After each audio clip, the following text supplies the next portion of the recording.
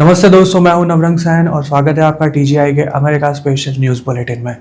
बुधवार जून 17 की खबरों में देखेंगे छेड़छाड़ किए गए पासपोर्ट पर अमेरिका पहुंच गई अहमदाबाद की एक महिला को क्यों सिर्फ 6 महीने में ही वापस आना पड़ा और क्यों उनके खिलाफ दिल्ली में पुलिस शिकायत दर्ज हुई है, उसकी पूरी डिटेल्स। साथ ही अमेरिका के किस स्टेट्स में रहने वाले अनडॉक्यूमेंटेड इमिग्रेंट्स को अब लोकल पुलिस से भी सावधान रहना होगा, उसकी एक रिपोर्ट। और अंत में ऑस्ट्रेलिया में रह रहे एक भारतीय परिवार में घटी अत्यंत दर्दनाक घटना की बात, जिसमें वेल सेटल्ड सॉफ्टवेयर इंजीनियर और उनकी 6 वर्ष की नन्ही सी बेटी की करुण मौत हो गई है। अमेरिका से वापस लौटी या फिर शायद डिपोर्ट की गई एक भारतीय महिला के खिलाफ दिल्ली में एफआईआर दर्ज की गई है। 35 साल की महिला अहमदाबाद की रहने वाली है और उन पर फेक पासपोर्ट पर अमेरिका पहुंच जाने का आरोप है। वे मई 17 के दिन इमरजेंसी सर्टिफिकेट पर दिल्ली एयरपोर्ट पर लैंड हुई थी और वहां इमिग्रेशन क्लियरेंस के दौरान इंडिया से बाहर जाने की कोई एंट्री ना मिलने पर उनकी पूछताछ की गई। पूछताछ के दौरान इस महिला ने किसी और के पासपोर्ट पर विदेश जाने की बात कबूल की। चौंकाने वाली बात यह है कि इस महिला ने छेड़छाड़ किए गए पासपोर्ट पर एक बार नहीं बल्कि 4 बार फॉरेन ट्रिप की थी और एक भी बार वो पकड़ी नहीं गई। दिल्ली के आईजीआई पुलिस स्टेशन में दर्ज हुई एफआईआर के अनुसार अहमदाबाद की इस महिला ने जिस पासपोर्ट का उपयोग किया था वो किसी दूसरी महिला के नाम पर इश्यू हुआ था और उसमें छेड़छाड़ कर आरोपी महिला का फोटो लगा दिया गया था। इस मामले में कुछ एजेंटों के नाम भी बाहर आने से अब जांच दिल्ली से अहमदाबाद तक पहुंच चुकी है और पासपोर्ट में छेड़छाड़ करने के मामले में पुलिस ने संदिग्धों की खोजबीन भी शुरू कर दी है। हालांकि पुलिस शिकायत में इस महिला के अलावा किसी और के नाम का जिक्र नहीं किया गया है। एफआईआर के अनुसार आरोपी महिला आखिरी बार अगस्त 2024 में अपने ओरिजिनल पासपोर्ट पर इंडिया आई थी। हालांकि उसके बाद उन्होंने इंडिया कब छोड़ा उसका कोई रिकॉर्ड इमिग्रेशन कंट्रोल सिस्टम में नहीं मिला। पुलिस जांच में ये भी जानने को मिला है कि ये महिला दिसंबर 2025 में छेड़छाड़ किए गए पासपोर्ट पर अहमदाबाद से फ्लाइट पकड़कर विदेश पहुंची थी। हालांकि अमेरिका पहुंचने के बाद भी उन्हें कुछ ही महीनों में इंडिया वापस आना पड़ा है। ऐसी भी पूरी संभावना है कि इस महिला को कनाडा वाली लाइन से अमेरिका पहुंचाने का प्रयास किया गया होगा, पर बॉर्डर क्रॉसिंग के वक्त या तो फिर किसी और परिस्थिति में उनकी गिरफ्तारी होने के बाद उन्हें इंडिया वापस भेज दिया गया हो।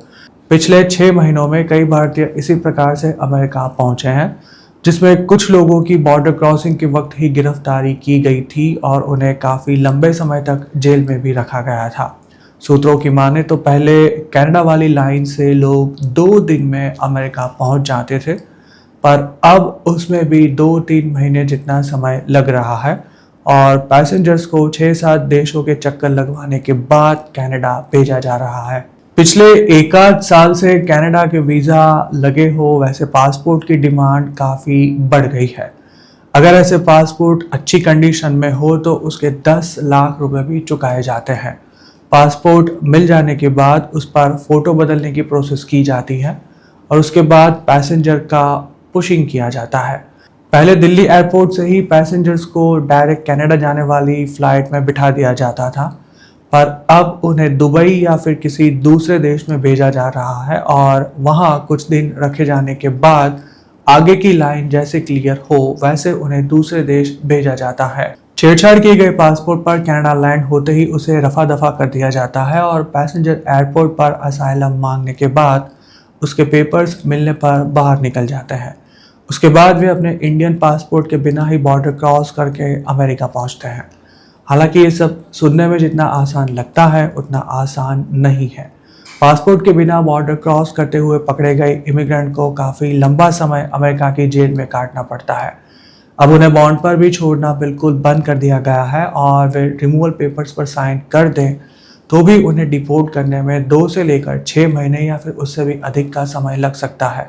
जिनके पास पासपोर्ट ना हो वैसे इमिग्रेंट्स को अमेरिका से बाहर भेजने के लिए इमरजेंसी सर्टिफिकेट बनवाना पड़ता है और उसमें काफ़ी समय लगता है।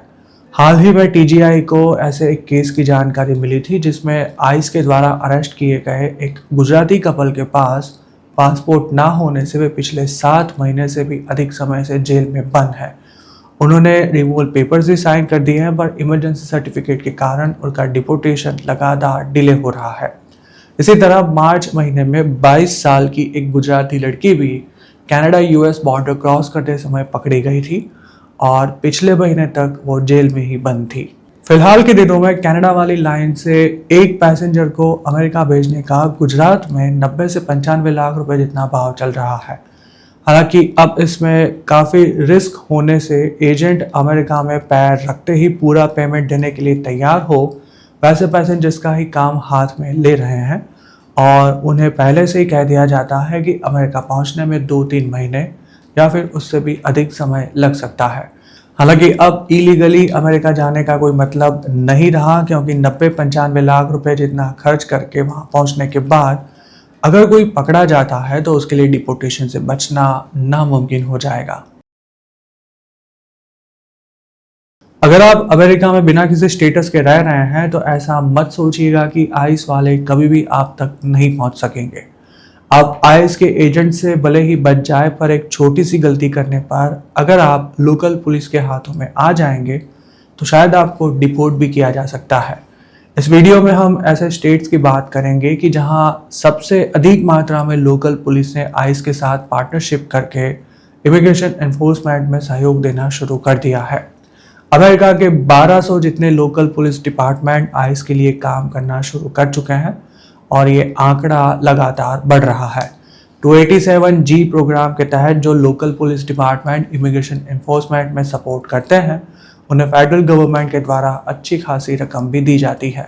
कौन से स्टेट्स इस प्रोग्राम को लागू करने में सबसे आगे हैं, अगर उसकी बात करें तो फ्लोरिडा इस लिस्ट में टॉप पर आता है, जहां 300 जितने पुलिस डिपार्टमेंट और अन्य एजेंसियां आइस के लिए काम कर रही है, जबकि टेक्सास इसमें दूसरे नंबर पर है।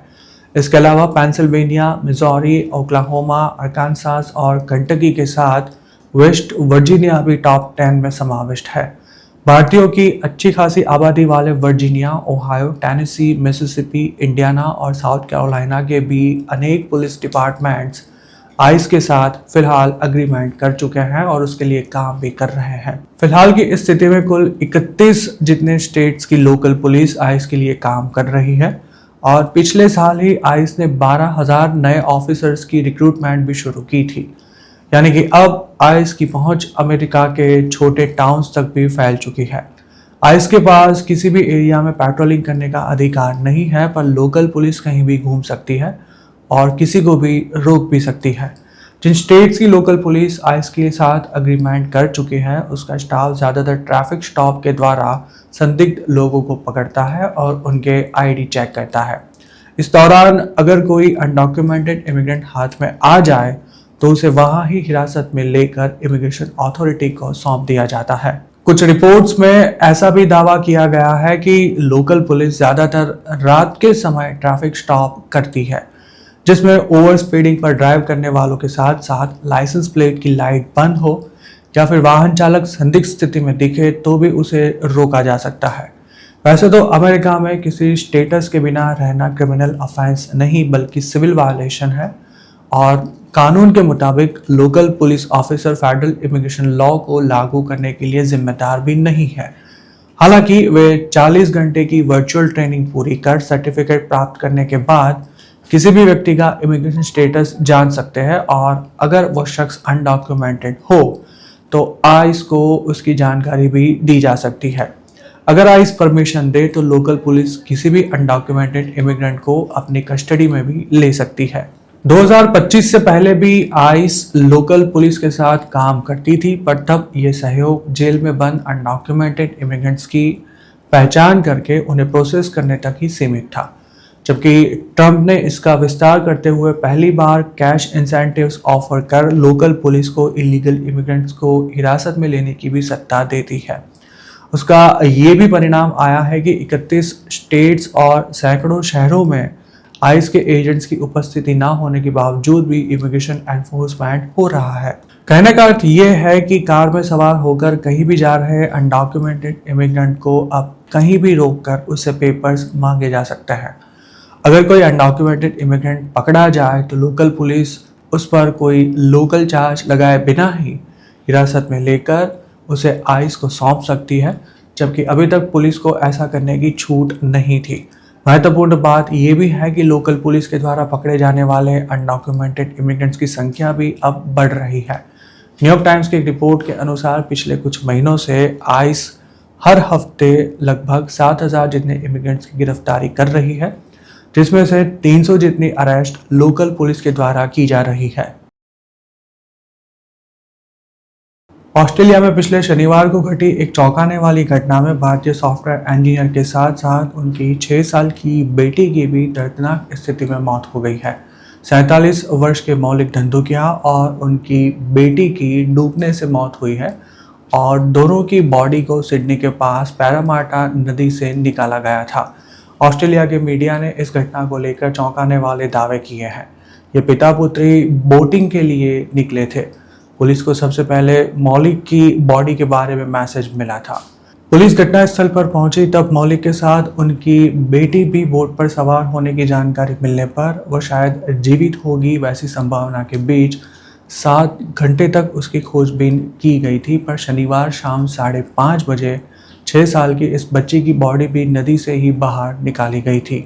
मूल रूप से गुजरात के रहने वाले मौलिक धंधुकिया और उनकी बेटी किराए की बोट लेकर निकले थे। पुलिस जांच में ऐसी भी जानकारी सामने आई है कि पिछले सप्ताह मृतक ने कई बार इसी प्रकार से बोट रेंट पर ली थी। वे अपनी बेटी के साथ ही बोटिंग पर जाया करते थे और एक बार उनकी पत्नी भी उनके साथ बोटिंग पर गई थी।